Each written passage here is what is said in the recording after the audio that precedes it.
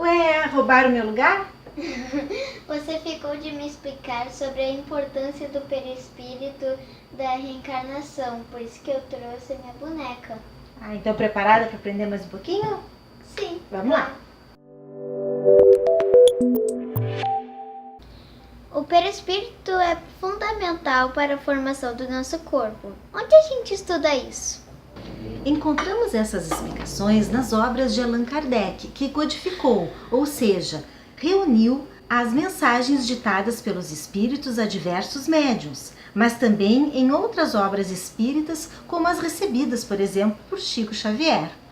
Mas você sabia que mesmo antes de Kardec, lá do século XIX, muito antes, mesmo antes de Jesus, já se falava sobre o perispírito? Aqui tem uns exemplos, ó. Como Ka ou Bai pelos egípcios? Sim, pelos egípcios, pelos gregos, pelos budistas, chineses, vários povos já falavam sobre perispírito. E que na atualidade tem cientistas que estudam e propõem um modelo morfogenético, um modelo organizador para responder a algumas questões que a ciência ainda não consegue explicar? Ainda em franca atividade, com várias obras publicadas, o cientista Hubert Sheldrake, da Universidade de Cambridge, publicou vários estudos sobre a necessidade de um modelo que organize o crescimento e organização das nossas células para a informação do nosso corpo. Modelo organizador biológico? Acho que eu não estou entendendo nada. Vou tentar explicar melhor, mas para isso precisamos fazer uma viagem para dentro do corpo humano. Vamos lá? Vamos. Você sabia que o nosso corpo é formado por células bem pequenininhas que se juntam para formar os ossos, os órgãos, a pele? E você sabia que quantas células existem no nosso corpo? Não. 10 trilhões de células. 10 trilhões? 10 trilhões. Só que nós começamos com uma célula, lá na barriga da mãe da gente. Uma célula, ela começa a se multiplicar, até formar todo o nosso corpo. Mas isso vai virar um corpo? Como elas sabem como formar um osso, como formar uma pele? Daí entra a importância do perispírito como um modelo organizador biológico. Dentro de cada célula está o DNA. O DNA é como uma receita, um código para o funcionamento de cada célula e sua relação com outras células. Então o perispírito é um DNA? Não. Se eu colocar uma receita de bolo e todos os ingredientes, farinha, ovo, leite, em cima do fogão, o bolo vai se fazer sozinho? Não. Não, né? Então, o perispírito não é o DNA. O DNA é só a receita e os ingredientes. Precisam de alguém para fazer a receita. No DNA estão todos os ingredientes, mas cada pessoa vai fazer o seu bolo de maneira diferente, usando um ingrediente ou outro, mais de um, menos de outro. Na ciência, isso equivale à penetrância e à Expressividade. Isso, gênica. Adoro bolo de chocolate com morango. Mas e os gêmeos? Como eles se formam? Ótima pergunta. Sabia que os gêmeos se originam da mesma célula, os que são iguaizinhos?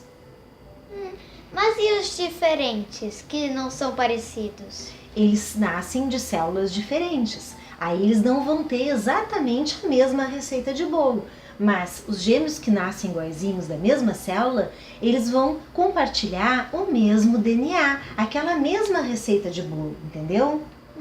Por isso que eles são iguaizinhos. Só que como eles são diferentes, são espíritos diferentes, quando eles forem usar a receita, eles vão usar aqueles ingredientes, mas o bolo deles não vai ser igual. Por quê? Porque um pode usar um pouquinho mais de um outro ingrediente, o outro um pouquinho de outro ingrediente. Um bolo pode ser mais doce que o outro, por exemplo. Então, o perispírito, que é esse modelo organizador, ele vai se unir àquelas células lá que estão se formando do novo corpo para organizar e comandar, então, esse novo processamento. Mas imagina um homem que infelizmente morreu e seu perispírito era grande. Como esse perispírito vai parar no corpo de um bebê pequeno, recém se formando? Isso, o perispírito geralmente é semelhante à última encarnação. Essa matéria diferente, vaporosa, que constitui o perispírito, ela vai se ligar ao novo corpo molécula a molécula, orientando as células para onde elas têm que ir, usando aquela receita de bolo. E todo esse processo, ele começa desde o início daquela primeira célula e vai ao longo de toda a gestação, inclusive na infância, sendo que essa ligação se completa só a partir mais ou menos dos 7 anos de idade. Mas se ele é um homem que vai encarnar num corpo de uma menina, é o mesmo processamento? Sim, ele vai usar a receita de bolo, ele vai usar o DNA, o material genético que está dentro daquela célula inicial lá. Mas ele vai ter gravado no seu perispírito todas as experiências que ele viveu em outras encarnações. Só que a cada encarnação, a partir dos 7 anos, o perispírito ele vai assumir a nova forma. E quando ele desencarnar, ele vai ter a forma da última encarnação. Então, concluindo, o que isso significa? O que é importante? Significa que o corpo e o perispírito estão intimamente ligados e se desta vida não levamos o corpo físico e levamos o perispírito e precisamos cuidar dos dois, pensando nesta ou nas próximas encarnações. E como cuidamos do nosso perispírito? Isso a gente vai deixar para o próximo vídeo. Tchau! Corta!